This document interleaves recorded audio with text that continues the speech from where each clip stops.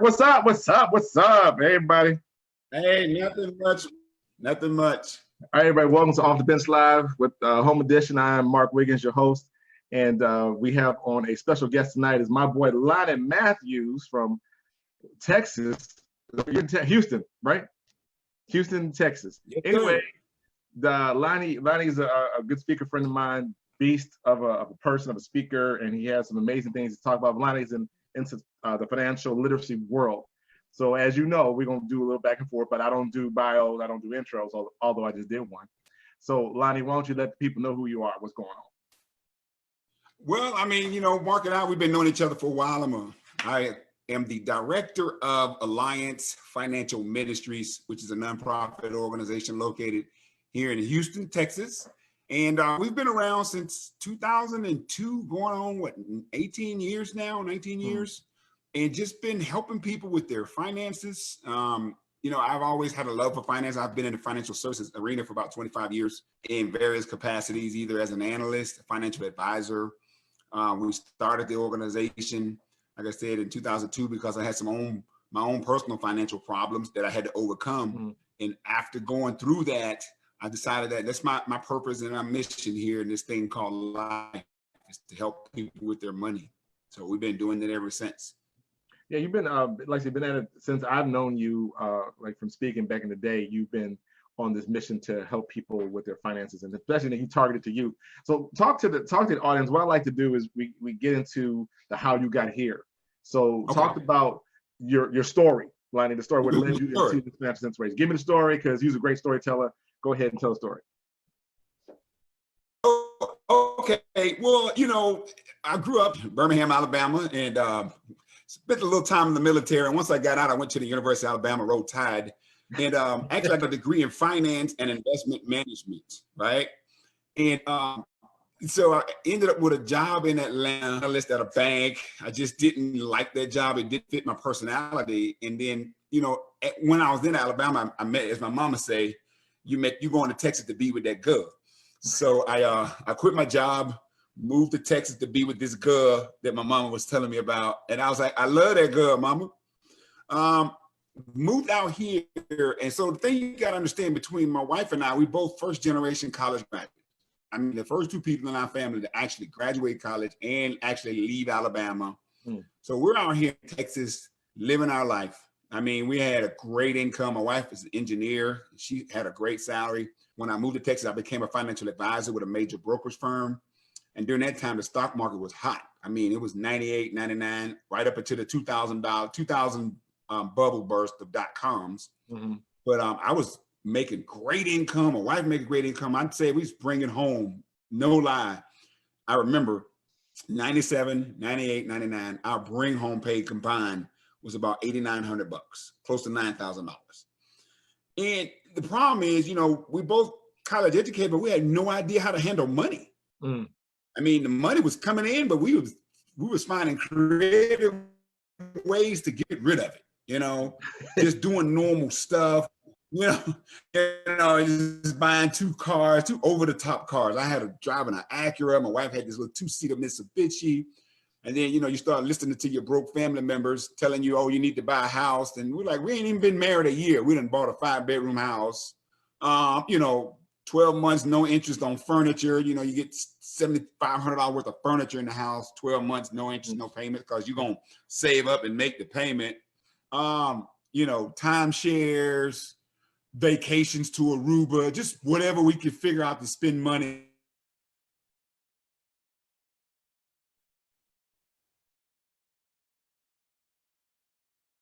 Oh, you froze.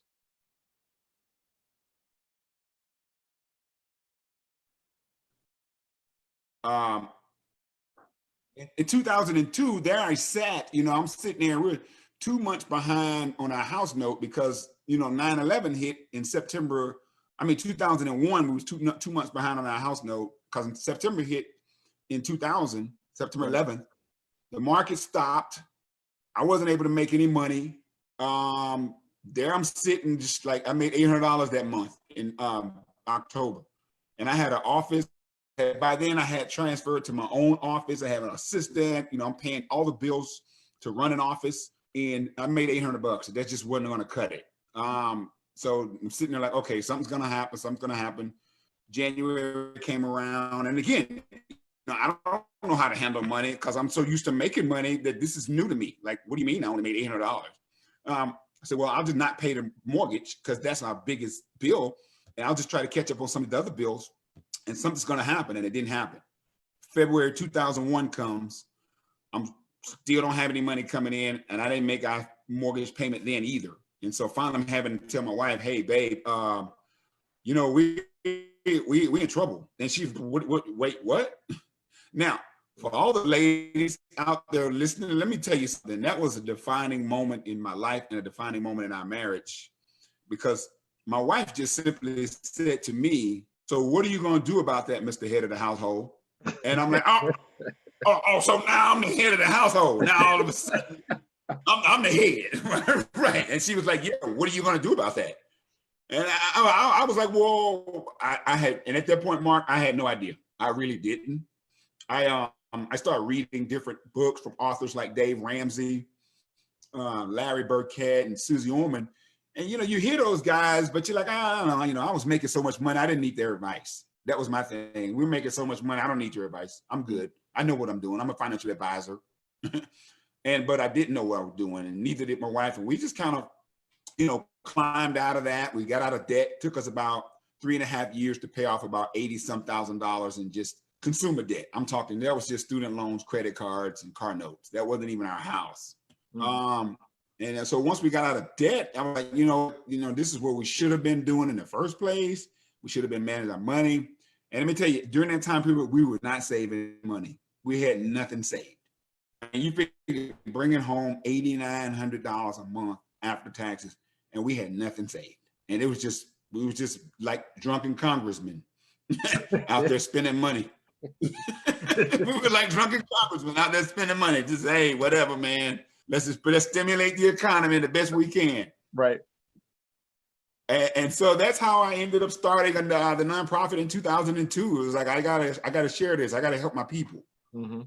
And so, I started just basically going to different churches, and anybody that wanted to hear me speak, like, listen, you don't have to pay me. I'll come in. I got a story I got to tell you. This is what me and my wife did. I just want to share my story. And, people were kind of like, whatever. So I figured I needed a way in. So I wrote a book. My first book was called, what is it called? Gosh, there's written so many. I'm trying to think of what was my first one. I'm drawing a blank now, but it's going to come to me. You spend it all, you can't take it with you, or something like that? Is that the first one? No, that was my second book, Beating Debt and Building Wealth, a financial guide for Christians. That was what it was called. And so I just put together a little book, just some thoughts. That was helping me get into the door. I go to the church and say, "Hey, Pastor, here's a copy of my book, man. I just want to talk to you people. If y'all got any opportunity for me to come in and speak, I would love to come and speak." But I didn't know anything about speaking then. I was just passionate about helping people. So that's when we met at Making It Count. And I really honed my craft. Wait, but you didn't know how to realize that I'm really didn't know how to speak. We went to Making It Count. No, I had never. I do. But you know what? I've always been good at speaking. So this is a story to the people that's listening. I didn't realize what my gift was until I started using it. I can remember, like, even in high school, I was on the debate team, and I just get up and start rattling stuff off after I read. I remember being young and doing the Easter speech. I just kind of glance at the speech, get up and stand and deliver. You and people just fine. So you're just gonna roll off the Easter speech and get straight to the tune, but you didn't study. You didn't go to practice. Yeah. I know. I ain't go to practice. I'm like Allen Iverson. Practice, not the game. That's about practice. I know that's right. And so that's kind of how I got to where I am. I started my organization, and of course, I got better as a speaker to the point where I could start charging. And so, and then gaining the knowledge. I'm just a bookworm when it comes to just anything financial. Whereas other people are sitting around just watching TV, I'm reading everything, just trying to get in front of everything, man. And that's kind of how I got here. That's an interesting story. And I'm glad. Thank you for sharing that. I mean, people on the timeline are watching. People checking in. Rolling Grimes, what's up? Eddie Street. Hey, Bonita Thompson, how are you? Keita, look who in, look who in, look here. Sharon Myers on. Sharon Myers on. Hey Shay. And What's up, Shay? She's a legend. She'll like me to talk about it, but I'm gonna talk about it later on. Anyway, but let me go back to what the churches were saying. So when you walk in and you're telling your testimony story to the church, did they believe you? Did they come out to say, I got the same problem, or they're like, whatever? Well, I mean, it was, first of all, it's kind of challenging to get in because I'm just some other dude just coming in and they're like, what do you want? So, after I would speak, people were like, oh my God, yeah, I'm going through the same thing. You walking down my street, because, like I said, I share a lot of stories about like, one of my favorite stories is it's Friday and it's payday. It's not a good combination, but it is what it is, right? You go to lunch with your girls and, this time you get appetizer, entree, and dessert. And people can relate to that because, it's Friday, it's payday, you wilding out, right? Right. Saturday come around, you go to the food court, you go shopping, and, by Sunday evening, when you go to pay your bills, you realize, like, I went hard this weekend and I still got bills to pay. And so you start to robbing Peter to pay Paul, bill paying shuffle. I'm gonna pay a little bit on this bill, a little bit on that bill, never really paying any whole bills. It's just like you got this carrying balance on all of your bills. You're not really good and comfortable about where you are financially, but the only thing you can hope is don't come up between now and then, because I ain't got no money to save and ain't nobody got no time for that. But then the thing is, something always comes up, right? And then so you find yourself just uneasy financially, right? And so when I share that, people are like, oh my God, that's me. And we were there, but we made 6 figures and we're still there. So it doesn't matter how much money you make, right? It's what you do with what you make. And we was just spending it. We was uneasy. I'm sitting here check to check. Like, what does that mindset come from? We gonna just spend it anyway. Because what do you think about that? Well, okay, I'm gonna tell you, and I told my wife, this we really honestly believe this, that money meets you where you are mentally. We grew up in poverty. And so when we grew up, there was not enough money to do all the things that you need to do. So the poverty mindset is, I'm going to enjoy the money while I got it, and I'll worry about my bills later. So when payday comes around, I'm going to do the stuff I want to do, and my bills will get whatever I got left, right? That's poverty mindset, because there's not enough money to go around. And so my wife and I carried that same concept into our newfound life, where we had enough money to pay our bills and still do some of the stuff we wanted to do afterwards, but we brought that poverty mindset. So we made 6 figures, but mindset was somebody that was in poverty. And so we subconsciously created an environment that we were comfortable living in, which is check to check, because we didn't know anything else. We subconsciously created that environment by buying stuff we didn't always necessarily need, creating bills. We didn't need a timeshare. It just sounded like a good idea, and we had enough room in our paycheck to pay for it. Right. I get it. I mean, again, and we hear a lot about it like now. So like, I know several people have gotten the unrequested advance loan. Hit the count today. Hit on the 15th. Right. Most of them is gone by tomorrow morning, if not tonight. Yeah. And people aren't doing stuff. What do you recommend? Like, because I know we're gonna get into what you talked about and why I brought you on a post a couple weeks ago. But what are you recommending now? Maybe this is a segue.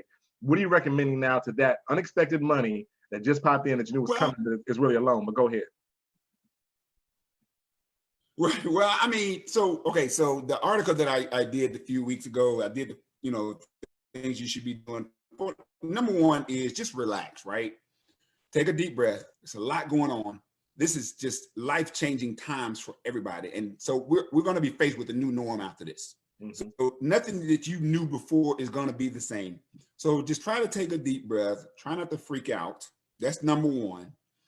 Number two, if you're the person who's sitting there and your income has been affected by this, my wife and I were fortunate that our income wasn't, because of what we do. I'm a professor, so basically they just say teach online, which I was already doing. I was kind of excited when they said, well, we'll just see y'all in the fall. I'm like, so you mean to tell me I ain't got to come back to August? And they're like, yes, Lonnie, you ain't got to come back out. I just want to be clear.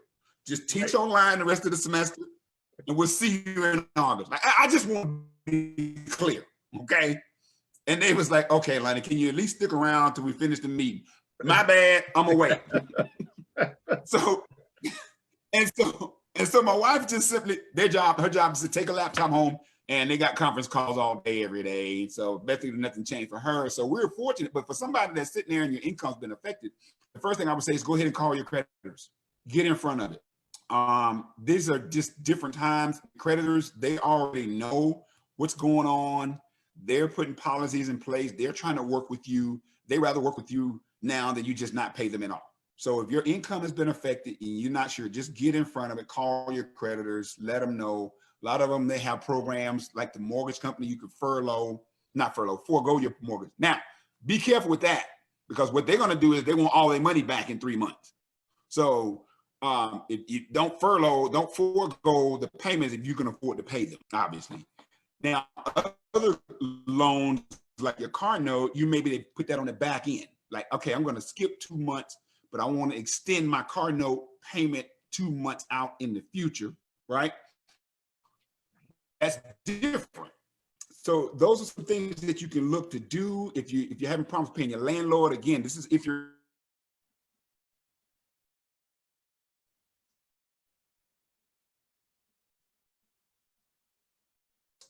you can comfortably do $600 because maybe you're getting some kind of unemployment. You know, go to your landlord and say, listen, man, I'm gonna give you $600 a month for the next 3 months. At the end of 3 months, I'm gonna owe you $1,500. Now, once things blow over, you get your income back. Let's just spread this $1,500 out over the next 6 months. I'm gonna give you my normal rent plus an extra $200 a month for the next 6 months, and then we can get back on track. You know, that's just something that you can offer to your landlord. If I'm a landlord now. If my tenant came to me and said that, you know, yeah, I'd rather do that than you just walk away from your rent. I mean, so just try to get in front of your situation. I mean, that's what I would tell people. Right. Number 3, if your income's not been affected and you're sitting here, you got this extra time or you get the house, man, now is the time to really start looking at your expenses. Do your net worth statement, you know, list your assets, list your liabilities, figure out what you're worth, you know, where was my money going before? How has my expenses been affected since then? I noticed I hadn't spent any money on dry cleaning. And I noticed we were spending at least $100 some a month on dry cleaning. So now that money's still in your life, where's it gonna go? What are you gonna do with it, right? And just kind of get in front of your bills, do your net worth statement, look at your expenses, grab your bank statement for the last 2 months, get a highlighter, look at those weekends are right around payday, because that's normally when you go wild with your spending. You know, 2 days before payday, you ain't got no money. Right. It's tight. It's tight, right? Right. But those weekends around payday, get a yellow highlighter. Look at how much you ate out. Highlight that yellow. Ask yourself, you know, could I have done a little bit better? And these are things that I tell people to do anyway, whether it's pandemic, corona, or whatever. When people come to me saying, I need you to help me with my bill, help me with my life, I need to see where you are, because your bank statement tells me what's important to you. I can learn a lot about a person by looking at their bank statement for 3 months and look at your tendencies. So you could do the same thing, you know, just go back, start highlighting. I had a lady do that. She's like, man, I go to Chick-fil-A way too much after doing that exercise. That's what's up. But go back to point 2, Lonnie. You kind of froze up. And I think I missed point number 2. Yeah, okay. Relax was number 1. I think you're saying number 2 was what now? Go ahead and contact your creditors. Contact creditors. Okay. Yeah. So if your income has been affected by this, contact your creditors. Don't wait. Get in front of it. You know, try to figure out what kind of programs they're offering.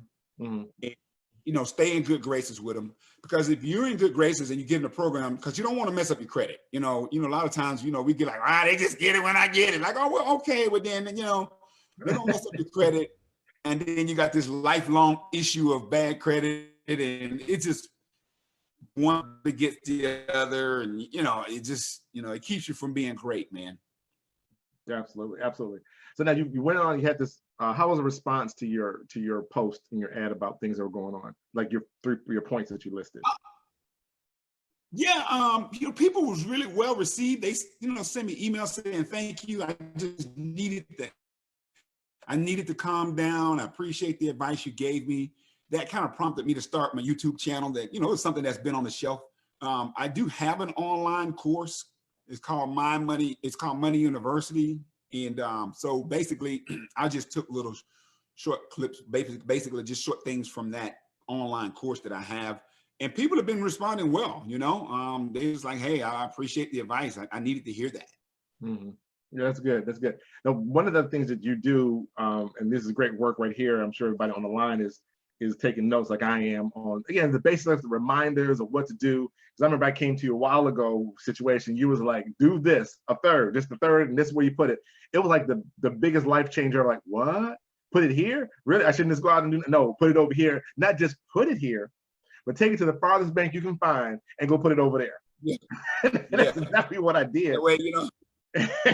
Don't go online, don't get a card, don't get no checking, just put it over there and take your tail over there and put it in the bank.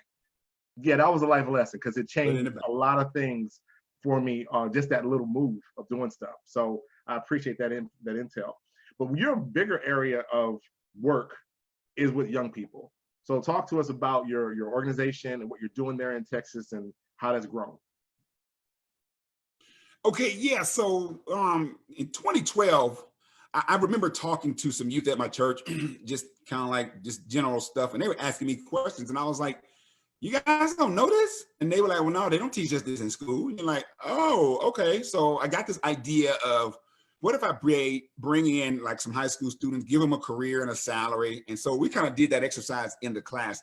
I gave them a paycheck of somebody that made $40,000 a year after taxes. So they were single after taxes. I think the check was like $1,100 every 2 weeks. And they're like, "Oh man!" And they're all excited. I'm like, "Well, let's get an apartment and a car." And they was like, "Wait, what?" And they realized that just wasn't a lot by the time you had a car note and an apartment. So that got me to thinking, what if I could do this on a larger scale? So we created this program called Money Live. Brought in some youth. We gave them different salaries. They had just totally random checks, random salaries. A lot of them married, they had a kid, and they would go around the room to different stations, buying houses, buying cars. And just to see their face go, wow, you know, I'm bringing home $6,000 a month, me and my spouse, and we broke. They really understood how difficult it was. And so the parents were calling like, "Oh my God, man, thank you. My kid came home and was like, Mom, I'm sorry. I had no idea." And so that was in 2012. We had 60 kids. We've been doing that program for the last 9 years. Last year, we had about 400 kids go through the program. We picked up some sponsors along the way. It's just been an amazing ride. And so because of that signature program, we got all these requests for other programs where parents were like, "Well, what else do you do?" So we got this program called the Next Step program, where we actually do 2-day workshops for high school kids. And we bring them in and we go through everything. So, you know, the big event, we can only do so much because it's 3 hours. It's more of an intervention, shock the system. Mm-hmm. The 2-day workshops, Next Step program is designed for them to come in. We spend 2 days with them from 9 to 3, and we go through everything. We talk about credit, you know, how to start your credit. What does it mean? We talk about how to rent an apartment. And I actually bring in the paperwork from an apartment complex. If I can't get an apartment complex manager to come and speak, we go through the paperwork. And these kids are surprised at a $900 a month apartment that they need at least $1,900 to get started, because you got to have first month's rent, deposit, admin fee, utility hookups. And one girl was like, "And this don't come with furniture?" I'm like, "No, it don't come with furniture, baby." And she like, "What?" So they just shocked. They're just in shock, Mark. And I'm like, and this one girl was like, "Well, Mr. Matthews, when was I supposed to learn this?" And she was like, "I'm sitting in here, a senior, about to graduate, and now I got to go home and work on my relationship with my mama because I thought I was moving out when I turned 18. And I'm like, well, yeah, you and your mom work on your relationship because you're not, unless you got $2,000, you can't even rent this apartment." And they're surprised to know that you need to make 3 times the rent. And so they have no idea. So we do that in our 2-day workshop. And then, so because of the high schoolers, now we got parents saying, "What about middle school this year, this summer, the first summer, we're going to offer that same program for middle school students." We're in the process. I am starting a YouTube channel called The Next Step, where it's a series of short 8 to 10 minute videos where I go in and interview the car dealership, the finance manager at a car dealership, and just say, hey, listen, I'm 19 years old. I want to buy a car. What do I need to know? Right? Go to my insurance agent. I'm going to get this kind of car. How does that affect my car insurance? Just go to different people, interview them to talk to these 18 to 24-year-olds that's trying to take that next step. Like, they think they're ready, but they're not ready. And so they get in a situation where you get in a lease, you can't keep the apartment, you break the lease, and now your credit's messed up for 7 years, right? You and your buddy was going to get an apartment when you were 19. It didn't work out. You break the lease. Now your credit messed up for 7 years. Let's say you go to college, you get your life together, you're making $60,000, $70,000 a year, and you still can't rent an apartment because you got a broken lease 4 years ago. I mean, they ruin their financial lives early on. Wow, that's again, we talk about preparing our kids, and I'm guilty of it as well. But let's say time is money. But let's look at our time as if it were money. It'll come to you later. Yeah. So that line never gets old. You're on a treadmill, right? Right. Give me that money to get 24 hours of sleep. Right. Right. Exactly. Exactly. For making an account, go ahead and hit the timeline talking about, yeah, we understand. But we talk about that, and I wonder, people who are watching, if they really have taken the time. And now's like a good time to do that. We're all home, which is the real thing about what we're doing this live home edition, is to have these questions, these conversations from experts like yourself saying, by the way, sit down and talk to your kid about the lease. My daughter got a partner, and we had those conversations, and she was stunned, like, what about this? I'm like, look, man, you make sure you have this ready to go, spend your time, don't rush trying to find a location, do your research, all that kind of good stuff. And again, the money conversation. So that's a great training program. And do you have this online as well? Can the people who are watching sign up and go put their kids on the line? Well, working on it now. I'm for a couple of grants because I want to do it right, man. I don't want to just slap some stuff together. So I want to buy some great, cameras. And my daughter, she's going to college for sound engineering and recording engineering. So we're gonna really do it right. I've got some interviews lined up, but this whole pandemic thing, my expectation is to launch it, fourth quarter of this year. Just get a couple videos out there. It's kind of like the Khan Academy, but really it's the financial version of the Khan Academy, where they're going to be able to go to different videos and different categories: credit, buying a car, housing, apartments. So that's kind of the big picture vision of it. And like I said, we're just waiting on this grant funding, baby, to do it right. I want to make sure that it's done right when we get it launched and have enough content so once we launch it, the videos will be out there. Yeah, that's good, because I think as we know, there's a need for it, and having kids who are launching. I took my son to the laundromat the other day to wash sheets, right? And so a friend of mine called and was like, well, then he already know how to use wash machine, don't he use it as college? I said, yes, he does, but he don't know how to wash these daggone blankets, right? There's a reason why you go to the laundromat to wash the blankets. Right. You can't wash them in your machine. He didn't understand why either. Why just wash? No, dude, no.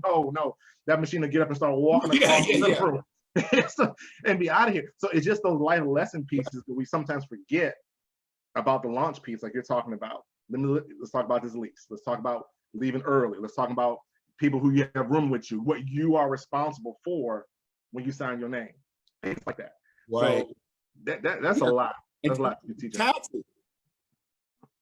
Taxes. I sat my daughter down. She did, she didn't make a lot of money, so we just did the little easy form. I sat her down. We walked through it line by line. I had the instructions out, and she went down the thing line by line. And I was like, if you don't know what it means, look at the instructions, read what it says. She'll go on this line. And after we got done, she realized she's gonna get like a couple $100 back, and she was like, "Dad, when was I supposed to learn that?" I was like, "I don't know, baby. I mean, just thank goodness you got a dad like me that knows taxes, right?" Right. And so, but there's a lot of people out there that don't know how do I do tax? Who does my taxes? It's just a lot of life lessons out there. Mm-hmm. So yeah, I want to ask a question on the timeline. People watching, if you are one of those parents who actually teaches your kids these life lessons, not the other ones and where we all, but these particular life lessons, go ahead and hit the timeline and raise your hand and say, yeah, I do. And if you don't, you need to get on Lonnie's page and go and with your kid and teach them. I mean, we know these things, Lonnie. I guess we've been at it for so long that we forget that everybody else don't know it, and we just do it. Right. And it can set our kids up for failure. And like I said, in this downtime, or as pit stop, as one of my speakers talked about, is pit stop when we need to spend some time in getting those arenas when you're looking for something to do. Like you said, grab a bank statement and walk through it and see where the money's going. Right. Trying to show my son why it's important that you don't eat $300 worth of groceries in one weekend. Right, exactly. Yeah, my daughter, we did that with her, and she's just like, man, Dad, I didn't realize how much money I made in a month. You know, she living here, you know, making between her 2 gigs, you know, and the one that's the DJ, you know, she brought in like $1,100 in a month. And, you know, she's like, wow. And she's like, that don't even include my DJ gigs that I got coming up, but she'll go and DJ and make $300, you know, on top of the money she's making. And I was like, are you saving? I'm talking about a little bit. I'm like, you know who your dad is, right? I know, Dad. That ain't my problem. That ain't my fault that you my dad. You the money man. Hey, money man. And so, you know, and let me share this real quick about savings. And I'm about to blow some people's mind right now. I love sharing this because when I'm talking to high school students, but adults can learn this too. And I don't think a lot of times we really think about it, but there's this thing called 10 = 1. And I got it from the book called The Richest Man in Babylon, one of my favorite books. And they asked the richest man in Babylon, how did you become so rich? And he said that I learned early on that 1/10 of all that I earn is mine to keep. He said 1/10 of all that I earn is mine to keep, and that money starts to work for me. That money becomes my employees. Their job is to go out and make me more money, 1/10 of all that I earn. And so when you put the math to it, this is where I just blow their mind. I'm talking to a bunch of high school students now. I said, so let's put the math to it. Let's just say you had a job and you make $400 a week, right? That's about a 40-hour a week, $10 a week job, right? And they're like, yeah, whatever. And so I was like, well, so $40 a week, 10% of that is, $400 a week, 10% of that's $40. And I was like, if you did that consistently in 10 weeks, you would have the equivalent of 1 week's income. Mm. And they're sitting there like, wow. And it's probably a lot of adults out there. I did this same example to a guy, you know, at a church, and he was just sitting there like, wow. So every 10 paydays, whether you get paid every week, every month, if you save 10% of your income, every 10 pay periods, however often they come, you would have the equivalent of 1 pay period. So if you get paid every other Friday, by May, you should have an extra paycheck saved if you just save 10%. And the numbers don't lie. I love the numbers because math is math. If you make $1,100 every payday, then that's $110. In 10 paydays, you got $1,100 all day, every day. And if 10 weeks will go in there, 10 paydays, if you get 26 paydays in a year, that means you have at least 2 paydays saved every year. And then some. Mm-hmm. If you get paid every other week. And so I tell these kids that, man, start the habit of saving early. You're not going to save when you make more money. I'm living proof. I went from making no money to bringing home $8,900 something a month, every month, from 97, 98, 99, and 2000. That's almost $500,000. And we had nothing to show for it at the end of those 4 years, but $80,000 in consumer debt. Mm. So learn from me, young people. Start the habit of saving early. You got to change your mindset. You're not going to start saving when you make more money. I promise you, you won't. You start spending more because that's what your habit is right now, is to spend money. It's the habit that needs to change. You said the habit and the mindset. The habit. The habit and the mindset. The habit and the mindset. That's what's up. That's what's the up. Habit and the mindset. Well, cool. Lonnie, I appreciate you coming on this evening, dropping some knowledge. Push your book, push your website, and whatever else you got to sell, and let everybody know where it is so we can make sure we try to get out and support you. Just go to financialministries.org, financialministries.org. That's the umbrella for all of our programs, whether it's our Money Live program or anything else that we got going on. Financialministries.org is where you can find our organization. Just look around. We got adult programs, we got online programs, we got youth programs. Just hit us up. That's all I ask. All right, cool. And there you have it, folks. Another edition of Off the Bench Live Home Edition with my man Lonnie Matthews, dropping some serious knowledge and some wake up information. Like, everybody, I'm over here taking notes and stuff I need to tighten up on, and conversation I need to have and re-engage. I appreciate that, Lonnie, for the call out.